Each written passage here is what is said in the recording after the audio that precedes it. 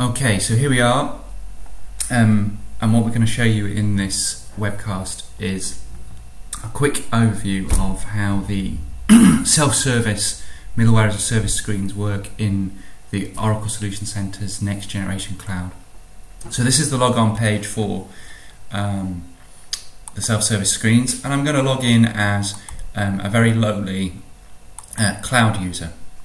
So this guy has no administrative privileges, he's just a cloud user. And what we're going to see is we're going to see that the role that he's been given is set up so that the role this user's in gives him some quota on middleware as a service. And you'll see that we also use the same set of self-service screens for the infrastructure as a service, for database as a service, and middleware as a service. But we're going to focus for this guy on middleware as a service. And what you'll see is that he's got no live service instances, but he has been using his account, so there's some activity here down the bottom in his request queue. And what we'll do is we'll create a new request. And what comes up here is effectively the service catalog for middleware as a service. And at the moment we've only got a choice of two, both based around WebLogic 12.1.2, although this Enterprise Manager-based middleware as a service supports 10.3.6 WebLogic, as well as 12.1.2 and 12.1.3. And the difference between those two service offerings that he's got in there are that one of them has a load balancer in front of it and the other one doesn't. So we're going to pick the full fat one with the load balancer and click that, and we'll get a screen where we're asked to add a little bit of stuff around about the name of the service instance. So we'll call that 7001. And what I get to choose in this drop down here, pass infrastructure zone. So this is actually physically where my service instances are going to end up. At the moment we've only got one pass infrastructure zone, but it's quite possible to set up multiple ones. Our one happens to be on an Exalogic, but you could set one up on some commodity hardware on a higher performance pass infrastructure zone on an engineered system perhaps. So we'll pick the only one that's available to us. We'll ask for 3 WebLogic servers in our service instance, and that's going to end up with a cluster of 3 WebLogic servers. And if we want to utilize the scale out and scale down functionality, we want to make sure that we never put this below 2 when we scale down. So we want to retain some level of high availability. And we'll schedule that, we'll put an end date on there. So we'll click end date because we're going to use this for some testing purposes perhaps. And we'll just say at the end of the month automatically clean up my service instance. So I'm going to have access to the WebLogic console, and I'm going to use this administrator name, and I'll put a password in as well and repeat the password, and then I'll click submit. And what this will do is it'll go off, it'll submit this request, it'll look at the type of service template I used, it'll look at all the placement algorithms, and it'll run one of the provisioning profiles in the background. And you'll see that in the request queue I've got 2 requests created. One is underway, which is the create request, and the other one at the top of the list there is in fact the scheduled delete request for the end of the month. So we'll quickly have a look at the create request. And this will give us, as a self-service user, an idea of how long this request is going to take. So I can set to auto-refresh, and I can see those steps ticking away. Now it does take a few minutes, so we're not going to hang around and watch that. What we'll do is we'll log out as this cloud user, and then we'll log back in as a different user who's already got some service instances created. Now this guy has got both, the second self-service user has got both an existing middleware as a service instance, but if I swap over here, he's also got a pre-created database as a service instance. So this Enterprise Manager has been set up with a whole list of service templates or service offerings in the database field as well, and because we're using roles to control who accesses what service template, this guy can access both the middleware as a service offerings and the database as a service ones. And he's already created a schema as a service instance based on the HR schema. But what we'll do is we'll swap back to the Middleware tab, and we're going to dive into this service instance, the WebLogic service instance that he's created, and we're going to prepare that for an application deployment. So there's a couple of things we're going to do to get that ready to deploy an application onto it. So the first thing we're going to do is we're going to link the middleware service instance to the existing database service instance, and that's going to end up with a data source being created in WebLogic. To do that, we can do that all through the self-service screens. We don't need to go to the WebLogic console, and furthermore we don't need to dig around, as you'll see, and find out our database details. So I'm on the instance screen here. You can see I've got an overview, I've got some actions on the right hand side that I can do, and then I've got some monitoring information on the left, because this is all run by Enterprise Manager. We get out of the box, we get all of that Enterprise Manager monitoring and management capabilities for our WebLogic instance. So the first thing we're going to do to prepare for the app deployment is create a data source. So we'll go to the data sources screen. You'll see that we don't have any data sources yet, but we're going to create a new one. So we'll fill this in, we'll call it HR. We need to specify a JNDI location so it can be looked up by our application, so that one will be perfect. And you'll see here I've got two choices for how I specify my database connectivity. Down the bottom here, if I've got what you might call a traditional database sitting elsewhere in my data center, perhaps I've got an Exadata or an ODA, I can put in the JDBC URL just there. That'll be provided to me perhaps by the DBA. But because we're in a private cloud world, we're going to pick this first option here, and in the drop-down list, what I'll do as this self-service user is I will get a list of all my created database as a service instances. Now, we've only got the one, which you saw earlier, so I'll select that. It automatically fills in the JDBC URL for me, and then all I need to do is specify the schema username and password.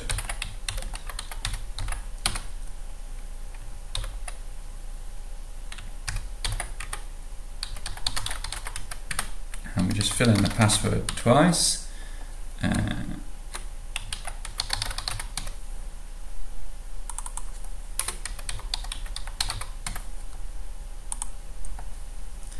And press test, and we've got a confirmation that we've entered the right details, so I'll click OK on my test screen, and then I'll click create.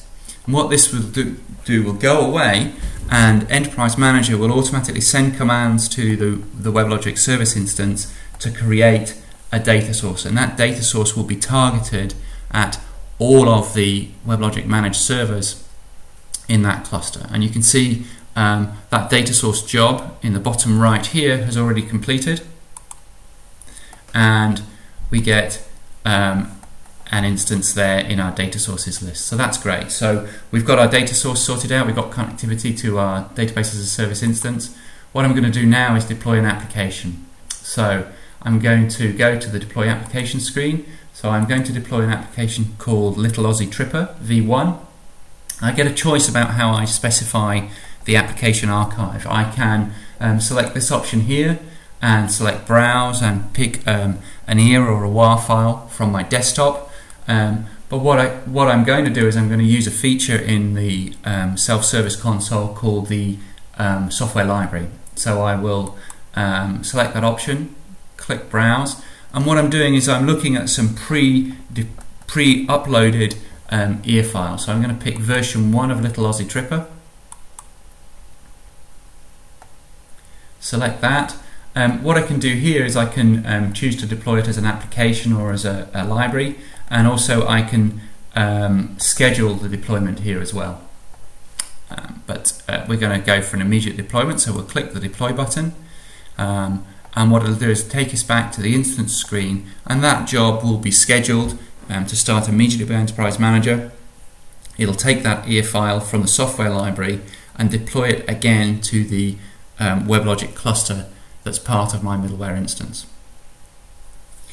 Takes a little bit of time, so we're going to, while that's going on, we'll go back to my middleware homepage, And you can see that I've got a job running at the top of the queue there, a deploy application job.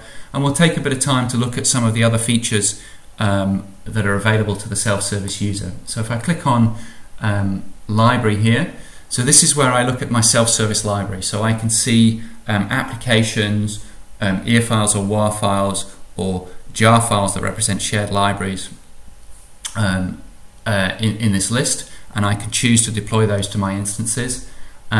What I'm looking at here when I click this bottom tab is what's called policies. So a policy is a way of automating actions against your middleware instance, and there's generally two sorts of policies. So there is a scheduled policy and a performance-based policy.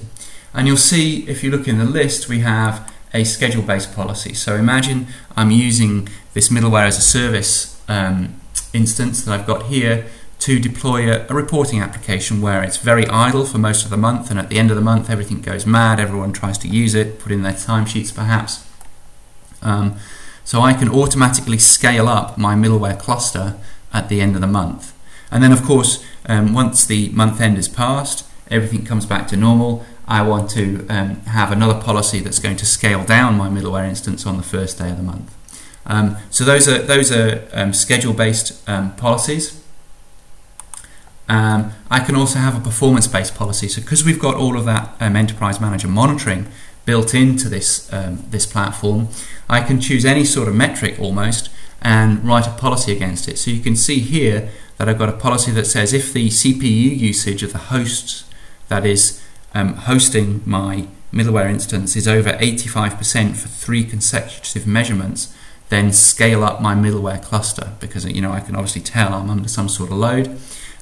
It'll scale up that cluster, and of course those new cluster instances will be on different hosts, and hopefully we're going to spread that load across our PaaS infrastructure zone. I can also set these policies up into policy groups. We don't have one at the moment, but perhaps a policy group that includes both the end of month scale up and the start of month scale down might be a good idea, because we want to apply those together wherever we go, so they would be good candidates for a policy group. And what I can also see in this middleware homepage is I can see a view on the billing and chargeback screens. So the billing and chargeback screens is again built in. It's based on the Enterprise Manager monitoring. It's set up by an administrator, but there's a view surfaced to the cloud users in this self-service portal that allows them to keep a track of, essentially how much spend they've been getting through. And you can see that we've got a next generation cloud charge plan here, and we are charging at this sort of rate. As we stop instances, our charging goes down, and as we run instances again, our charge comes back up. So those are some of the other features available in the middleware as a service world. What I'm going to do is go back to this screen. Hopefully my application deployment should be almost finished. Yep. You can see that the job is finished here. I've got a green tick, so I'm going to go back to my middleware instance.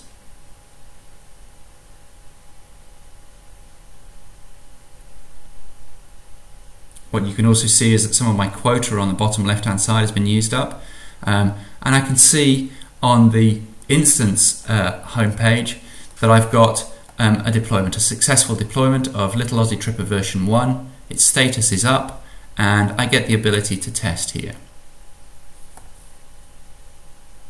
So if I click test, I get the ability to test either via SSL or plain HTTP. You can see I've only got one URL for each of those, despite the fact I've got a cluster with 2 WebLogic servers.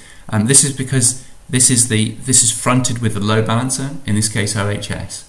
So let's click test.